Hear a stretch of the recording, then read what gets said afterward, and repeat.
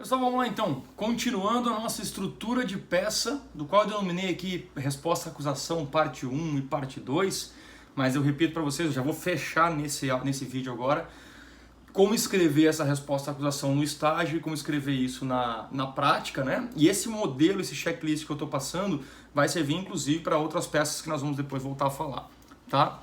Então nós falamos no vídeo anterior sobre endereçamento para o juiz competente, falamos sobre o preâmbulo, que é a qualificação do réu, já devidamente qualificado em 99% das peças, vem apresentar a peça com fulcro no seu artigo, pelos fatos e fundamentos a seguir. Inclusive falamos do resumo dos fatos.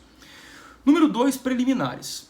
Não são todas as peças que tem, mas tome nota que número 2, você vai colocar 2, preliminares. O que são preliminares? São dois tipos de assunto que nós podemos tratar nas preliminares. O primeiro assunto, ele está envolvido com o terceiro período. São as chamadas causas extintivas de punibilidade.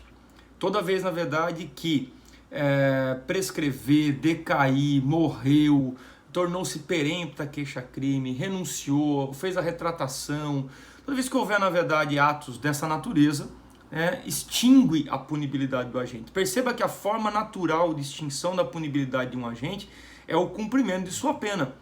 Porém, a forma anormal é a prescrição, é a decadência, a perempção, renúncia, retratação, perdão, está no artigo 107 do Código Penal, matéria do terceiro período.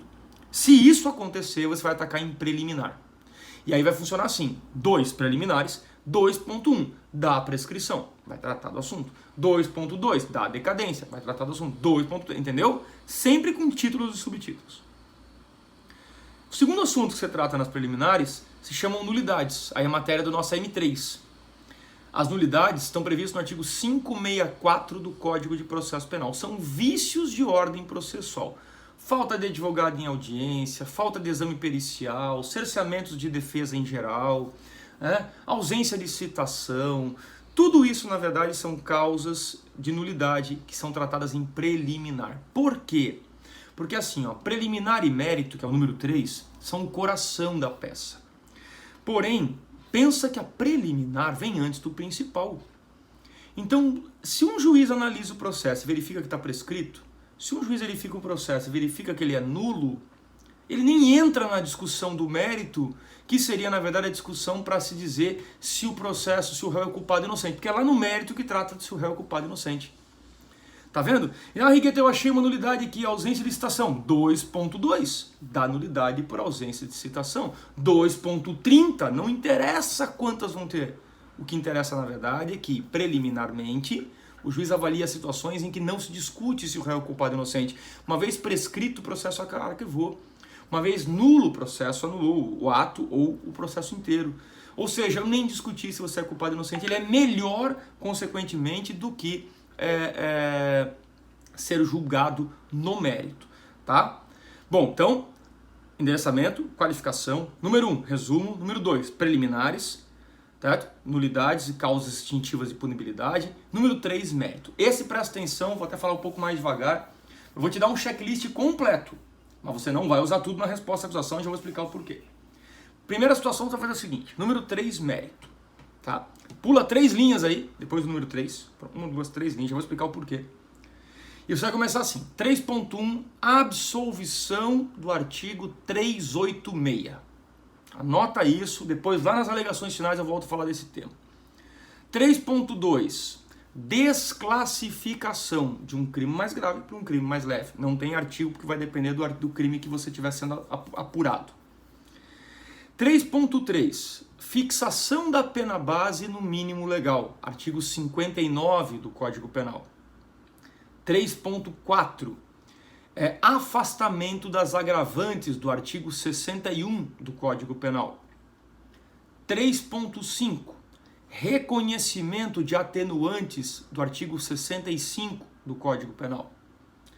3.6, afastamento das causas especiais de aumento. Já vou explicar o que são. 3.7, reconhecimento das causas especiais de diminuição. Causas especiais de aumento e diminuição são sempre representadas no código, na parte geral e na parte especial, por fração. Então elas se diferenciam da agravante e atenuante, porque agravante e atenuante está no 61 e no 65 e são genéricas, são subjetivas. Agrava se for reincidente, atenua se confessar. Quanto? Não sei. Causa especial de aumento e diminuição, elas são na verdade fixadas em fração. Aumenta a pena de 1/3, reduz a pena da metade e assim por diante. Então nós falamos absolvição, desclassificação, pena no mínimo, afasta agravante, reconhece atenuante, afasta causa de aumento, reconhece causa de diminuição. 3.8. Regime prisional, artigo 33 do Código Penal. 3.9. Da substituição das penas privativas de liberdade, por restritivas de direito, artigo 43 e 44 do Código Penal. E 3.8, 3.9, 3.10, né? Então vamos lá, vamos voltar aqui a fita aqui. Absolvição, desclassificação, pena no mínimo. Afasta agravante, reconhece atenuante, afasta causa de aumento, reconhece causa de diminuição.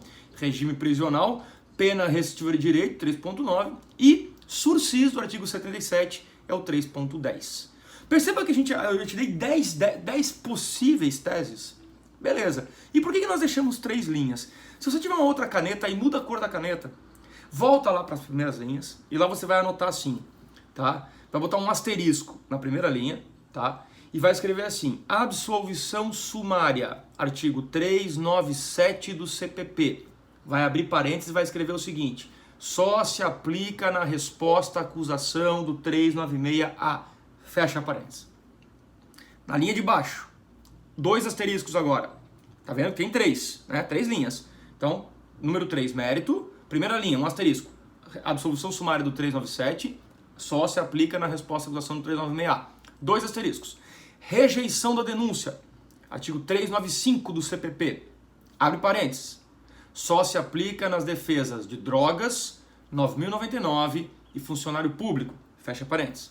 Droga, 9.099, juizado especial e funcionário público. Fecha parênteses. Pula aquela terceira linha e então começa 3.1 até o 3.10. Tá vendo? E o número 4 são os requerimentos. Rigueto, é um checklist, não significa que a tua peça vai ter tudo, não significa que a tua peça vai ter preliminar, não significa que a tua peça vai ter todos esses méritos, mas o requerimento você vai colocar assim, número 4, dos requerimentos, diante do exposto requer-se. E aí, um requerimento por tese. Não entendi. Se você fez 2 preliminares e fez 5 méritos, você vai ter 7 requerimentos. Rigueto, eu tinha 1 preliminar e 2 méritos, 3 requerimentos. Rigueto, eu não tinha preliminar, mas eu tinha 10 méritos, 10 requerimentos. Diante do exposto requer, seja declarada a prescrição de acordo com o artigo 109, inciso 5 do Código Penal. Seja declarada a nulidade do artigo 564, inciso 3, a linha C. Seja o réu absolvido do artigo 386, seja o réu desclassificado de furto, de roubo para furto, seja fixada a pena no mínimo legal, seja reconhecida a atenuante da confissão, seja reconhecida a causa especial de diminuição de pena do furto privilegiado, seja fixado o regime prisional aberto, seja substituída a pena por restritiva de direito, seja fixado o sursis. Tá vendo? Para cada tese que você fizer, vai ter que ter um requerimento mencionando inclusive o artigo. E ao final, nestes termos, pede espera deferimento, local 3 pontinhos, data 3 pontinhos, advogado 3 pontinhos, OAB 3 pontinhos, que são as reticências.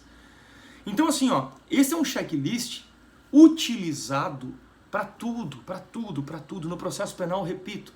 Rigueto, repete para mim, como é que eu faço uma peça no processo penal? Uma resposta à acusação, endereçamento, qualificação, resumo preliminar, mérito e requerimento. Rigueto, como é que eu faço uma alegação final no processo penal? Endereçamento, qualificação, resumo preliminar, mérito e requerimento. Rigueto, como é que eu faço uma apelação? Tem a peça da interposição, que depois eu explico, mas e o mérito? A estrutura é endereçamento, qualificação, resumo preliminar, mérito e requerimento. É tudo igual, pessoal. Endereça para o juiz competente, pula, escreve 10 linhas para pular, qualifica, já devidamente qualificado, vem através do advogado, apresentar defesa tal, com artigo tal. 1, resumo dos fatos. 2, preliminares, causa especial de aumento, causa distintiva de punibilidade ou nulidade. 3, mérito, absolvição, desclassificação, pena no mínimo, agravante, atenuante, causa de aumento de diminuição, pena, regime prisional, pena alternativa e sursis. E aí, claro, se for uma resposta à acusação, tu vai ter que trazer aquele primeiro asterisco da absolvição sumária. Lembra que tu botou entre parênteses? Só se aplica na resposta à acusação? Se for uma defesa prévia de drogas, do funcionário público do juizado especial, do rito sumaríssimo, tu não vai usar a absolvição sumária, tu vai usar a rejeição na denúncia, abre parênteses, só se aplica na droga, funcionário público 9.099. E aí, você segue o checklist. Número 4 do requerimento, um requerimento por tese. Nesse termo, pede deferimento, local, data, advogado, AB e ponto final. Agora vem a cereja do bolo, para fechar nosso vídeo, e depois eu volto a falar dos artigos na parte 3 da resposta à acusação. Se você estiver na Univale, no NPJ, e se você estiver focado no exame da ordem, a tua resposta à acusação sempre virá depois do comando. O réu foi citado para se defender, elabore a peça cabível. A estrutura é endereçamento, qualificação, resumo, preliminar, mérito e requerimento. Na preliminar, veja se tem causa distintiva de punibilidade e se tem nulidade. Se tiver 2.1, 2.2, 2.3. No mérito, sempre comece com a absolvição sumária do 397 e passe para a absolvição do 386, desclassificação, pena no mínimo 59, afasta agravante 61, reconhece atenuante 65, afasta a causa especial de aumento, reconhece causa especial de diminuição, fixa o regime prisional do 33, pena restritiva de direito do 44, sursis do 77. Né? Número 4, requerimento. Diante do exposto, requer um requerimento por tese e fecha a tua peça. Fechou? Riqueto, mas está errado. Está errado. Isso aí só serve para o NPJ e para a OAB. E no escritório de advocacia, peça para o juiz aquilo que ele pode te dar. A peça no escritório de advocacia ele é muito mais enxuta, por isso que o exame da ordem cobra diferente. Porque se eu for fazer uma peça dessa no meu escritório, eu só vou pedir endereçamento, resumo, qualificação, resumo, preliminares, elas podem existir, causa distintiva de punibilidade e nulidades, e mérito. Mérito eu só peço para o juiz o que ele pode me dar. O que ele pode me dar? Olha o teu slide. Qual é o próximo passo? Absolvição sumária ou audiência? Eu não quero audiência, então eu só peço absolvição sumária. A minha tese é única, a absolvição sumária. Dali já passo para o requerimento. Se tiver nulidades ou causa distintiva de punibilidade, eu peço. Se tiver, vou direto para a absolvição sumária e acabou. Então só cuide, porque você tem que fazer no exame da ordem a peça completa para ganhar ponto, mas não faça completa na prática, porque é feio. 386 só se fala depois da audiência de instrução. Todas as demais teses que eu elenquei ali do checklist só se fala depois da audiência de instrução. Então essa dica só serve para a prova da ordem. Beleza? Eu vou voltar daqui a pouquinho com a parte 3 da resposta à acusação, para a gente fechar essa peça e aí então partir para a audiência de instrução de julgamento. Valeu, um abraço.